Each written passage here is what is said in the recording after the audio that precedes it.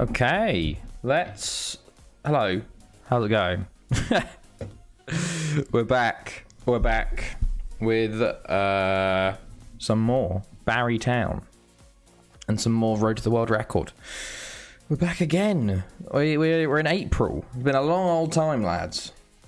We've gone a long way since the start of 2251. We've gone 4 months, boys.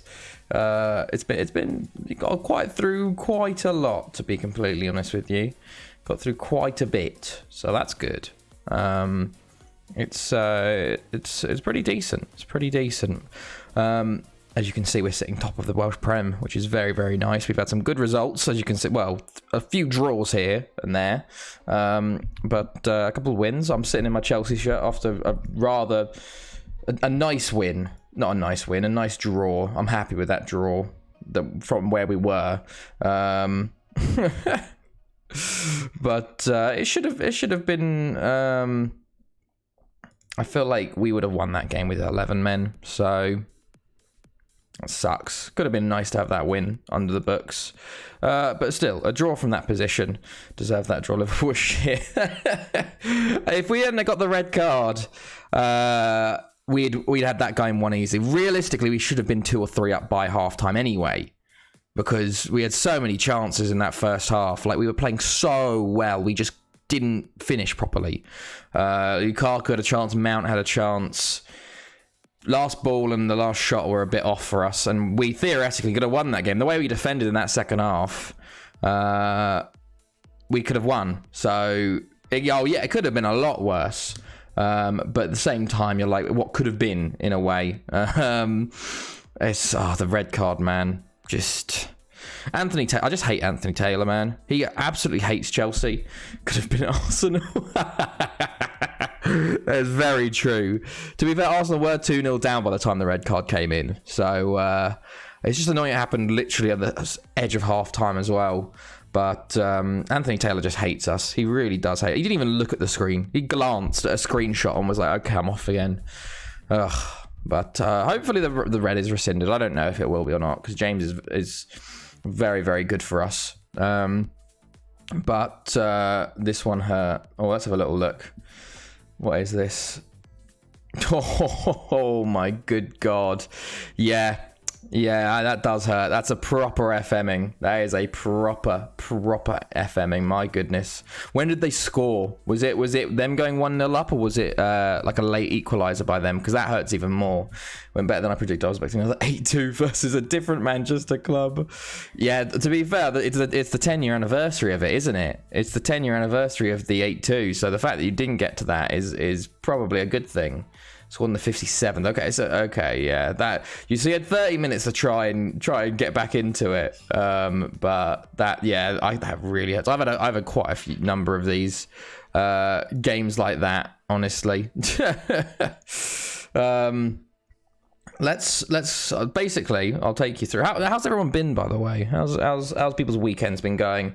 Expecting double digits, but I think once it went into the red card in the second half, they just sort of sat in first gear. Like, why would they need to go all for it and go for as many goals? They're like, well, we just don't want to get injured now. We've got the win. Just happily pass it around and maybe have a shot every once in a while. So probably, I wish they did as well, but it's. You wonder how long Arteta's got left at this rate, to be completely honest with you. It's going to be interesting. Does anyone watch the F1? Don't want Ipswich's record, no thank you. Exactly. Did anyone watch the F1? Because, oh my days, what an F1 qualifying that was. My God. I actually can't believe it. F1 was thank you, Nizzy. Oh, it was. I hope it rains tomorrow. It was raining the whole time. I reckon Lando Norris would have got pole if not for the crash. They should have red flagged it before he got to that crash. It was soaking it down. I feel really bad for him. He seems okay, but obviously he's probably going to have to start from the pit lane. But my days, the George Russell second place. Me and Chloe was jumping and shouting because you suddenly we're like, oh, what? Why is he 6 seconds down? Because we thought that was his last run, but obviously he was just doing a prep lap for the last one. And we're watching Hamilton, and then And then suddenly it goes, George Russell is fastest in sector 1. And then you look at the fucking delta and it's like 1.5 seconds up on Hamilton. You're like, hello? And then it's the second one. He's still up on him and you're just like, oh my God. And then he fucking gets provisional pole. Hamilton doesn't go quick enough. Everyone else, Verstappen right at the end gets him. Oh, I was absolutely fuming at Verstappen at that point. I'm like, just make a mistake, Verstappen. But George Russell in a fucking Williams getting second place in qualifying. It's actually bonkers. Norris was pole sitter for me as well. I doubt his car will be. Yeah, definitely. I think that they might just give him a new car. He might get a penalty. But I think he'll start the race. I think they'll get it. They've got the full night to go through it. I think it depends on if he's fit enough because he didn't fracture his arm. I know, but he could be in a bad shape. But looking like a good weekend for George Russell again. I just hope it rains again because basically the rain allows the Williams to compete more. That's basically what happens. So if it rains again, George Russell has a good old chance of doing well and getting more points. So we'll have to see about that. But my day. So it's been a decent night. I just wish Chelsea could have won. Would have been huge. On a different FM21 sale, I signed Iago Falco with the Hong Kong team. You want to guess which former Tottenham midfielder player is just signed in the same country on FM21? Russell, that was insane. He's got to be... Yeah. Well, Toto Wolff has already said that they've made the decision, so I think it's got to be George, because I think there's been rumours of Bottas talking with Alfa Romeo. If they don't for him, George Russell needs to be picked up by someone else, because he can't sit in a Williams for a 4th year in a row. Like, the stuff he's doing with that car is bonkers. Tottenham midfielder in the same country. Tottenham midfielder. I have no idea. Genuinely no idea. Paulinho. Oh yeah, I love Russell's my favourite driver, so they're doing very well. But should we get into this actually? So last time we left off, we had a terrible loss, to TNS. It will shock you, I promise. Dembele. Yeah, that's a good shout. Good shout. Is he recent midfielder or is he like back from the back a while? Let's see. Okay, good stuff. Okay, yeah. So we lost 2-0 obviously last time. We kind of took that out on Clumberton. We won 6-0. Ward with 2. Guillon own goals to fuel Daniel Brunsko. He is I think did I show you guys? He must have been. I don't know if I showed you guys. He's a Norwegian striker we signed on a free transfer. Did I show you him? We signed him basically towards the end. We've made a few signings actually. So yeah, we signed Sklofek, we signed Brunsko. When did we finish playing? Then okay, the 7th. So we finished playing. We signed Daniel Brunsko because I was basically like he's a Norwegian striker again. Hogartveit. Potentially. We also signed Andy Robson. We signed Kevin Soralde, and then we signed Marabi Mbwana, who is a DR Congo winger. So we'll see how that goes. Damn, that's a lot of signings. yeah. We're in our sort of sign to loan phase, where basically we have a very big squad. So if I show you the squad without, so if I just show you that this is like, I guess we take out the under-19s in there, but we've got like how many players in the first team and the reserve squad? 115. So it's a lot. It's a lot of players, but most of them go out on loan. So loans, we've got a load of loans here, and you just have this loan army going on where some players like Vader, we're trying to get him Spanish citizenship because he's South American, go to Spain for 2 years, get your paperwork. He's about to get it actually. Other players like Prieto, I guess, we're just loaning him to get some value and then sell him on, because what we've been doing is been selling these players after a few years, after they've had some good loans, and we make a load of money from them. Here you go, have a permission to get the shocks. Marcus Edwards. Oh wow, he signed in Hong Kong. My goodness, he's incredible in FM21. Bloody hell. Oh, hello, Wilsonia. How you doing? How much money are you getting from these every season? Some of them we're getting 100k, so it's about 1.1 mil a year. Some of them we don't get anything, some of them we're just giving a loan out, but it's when you sell them on that you get something. So for example, who do we like? Heinz Schmidl. This is a really good example. 5.5k. That's mad how low. This is a guy, we sold him to Sampdoria. We picked him up on a free transfer, loaned him out for 2 years, sold him on for 9 million profit. Similar situation with Claudio Bone. We signed him for a couple of million, maybe 2.5 loans, and then 11.5 million. We did it last year as well. We did similar. Like who else would? Mario Rivera. Cotrazinis was a good one. He basically signed him on a free transfer, loaned him out for about 1.5 million total, and then sold him on for 12 million. So it's a very good way of getting money. Like I think we got about 60 million last year from players just being sold that never really played for us, like Arona, Van der Broek, Silva. Like Salazar, Goa, Rodriguez. Just it builds up, which is quite good. It's basically the Juventus model, or like Moneyball method, the Chelsea way. Yes, very much so. But then sometimes you get incredible players through your loans, like Neon. One of our players, Christian Neon, we signed. He signed him for 5.5k. We signed this guy for. But just because he was available, and we went, yeah, why not? We'll sign him. And now he's our best player in the squad and worth 59 million. Neom is insanely good.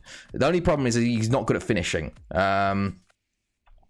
So yeah, we basically signed him, loaned him out for a few seasons, and then he became amazingly good. And we was like, oh, okay, we'll stop playing him now. Yeah, so it's and we got a few players that I really want to bring in a couple of seasons. Oh, hello, Sort. Yes, it's going very well, actually. Good F1 today. How's your weekend been going? Gamers Acosta, low release cost. Oh, yes, there's a lot to like. The preseason is sucks because basically I need to review the whole squad and send out like, am I selling this guy? Am I loaning him? And you have to go through every position. Basically, what I do is I go to my squad. So basically, at the start of each season, I go, okay, let's look at all the goalkeepers, and I do this, and I go, okay, who wants to go out on loan? And I go, okay, these guys are going out on loan, these other ones are going to transfer, and then I go, okay, defenders, how many have we got? And then I go, like, centre backs, how many have we got? How many do you want to loan out? Who are youngsters? Who are we wanting to sell? What are the contracts looking like? And yeah, it takes like an hour or two most of the time, but it works. It works very, very well. Loans wise, like with these two players at the top here, Martinez Cuarta is extremely good. The fact that we haven't got a work permit for him, he's got 4 appearances for Argentina, been playing for Real Madrid this year, 27 goals in 28 appearances at Madrid, taking them to the title, and he hasn't got a work permit, but he's one of a very, very good striker, probably our second or third best striker, but we can't play him because he doesn't have a work permit. So it's like, do we keep him at Spain for another year to get that work permit, or is he 24? Aldacoca Veda, another player that we could have played, but he's out on loan for that Spanish nationality. Same with Walter Cronomaz, out for his another few 92 days, 3 more months. Yeah, the work permit stuff is frustrating. It is. We've had a few misses, a few like players that can't get them and we have to sell, and a few players like Duarte that eventually got it. He's Welsh Paraguayan now, which is nice. Mighty Thistle won 3-0. Nice. Yeah, we're on Bosman, but I'll have to play the heck out of him. I'm in debt.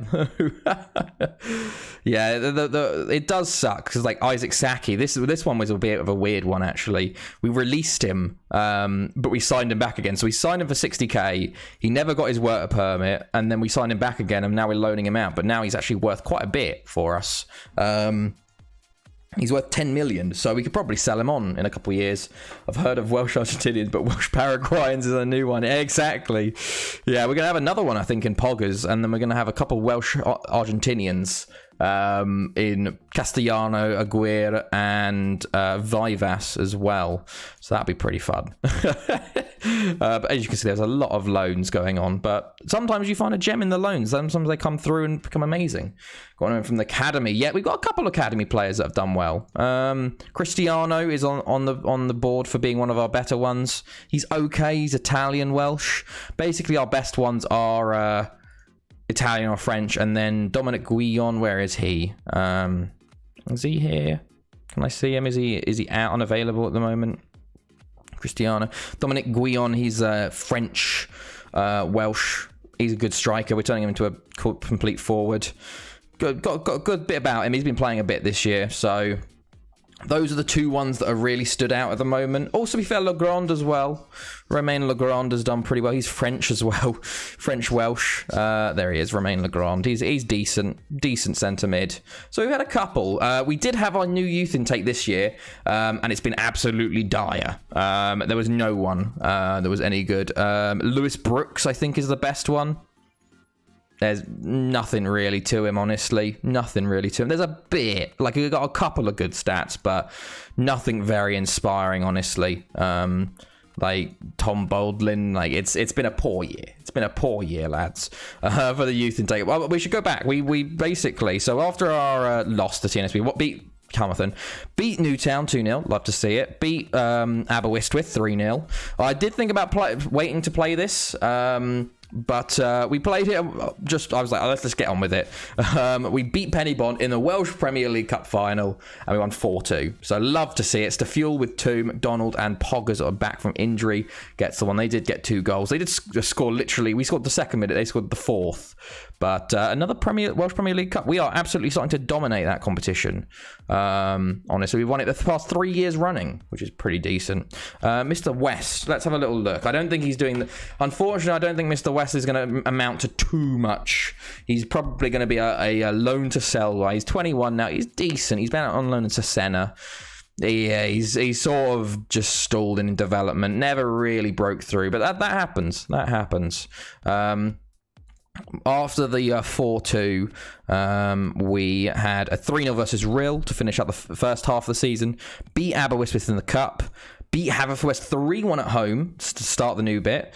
New half of the season. Poggers, Godoy and Duarte. Aberystwyth was a 3-0. Athenley, there was a 2-2. Then we had Colne, obviously, Champions League knockout round. Absolutely smashed them away from home at 4-2 again. I wish we played Colne every time. Then we lost to Haverfordwest 3-2 in the Welsh Cup quarterfinal. This really sucked. I think we are the much better of the game, but they got a late goal from Danny Jones. So no Welsh Cup. We haven't won the Welsh Cup in a while, actually. So... yeah, I'm not sure what to do, to be honest. I must say I'm in a weird point where I'm the best team in Scotland by far. I'll go to mount a European challenger. You got to just keep pushing, keep trying to sign those new players, keep trying to find that gem that will push you into European glory, and then you can really start doing stuff. It was a red. Hello, Fusion. Hello, mate. Well, it doesn't matter anyway because we got the draw, so it's all good. We got a point. We really should have won in the end, but Liverpool just aren't very good. And then we went on a succession of 2 draws. So we drew in the 95th minute in this game. They had a penalty after extra time had finished, which was really annoying, and we dominated this game. So we drew that game.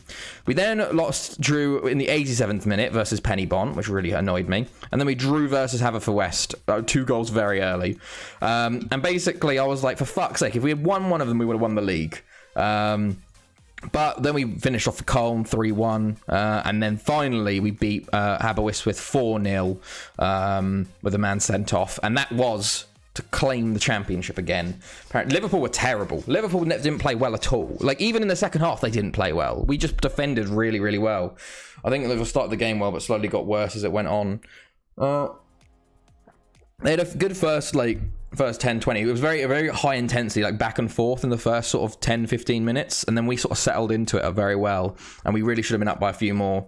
Like, we had some good chances, we just missed them. And then the red card at the end of the half absolutely ruined it for us, and we were just holding on from there. But we did really well. They only had a few long shots, honestly, in the second half. They really just don't have the attacking depth to sort of destroy us there.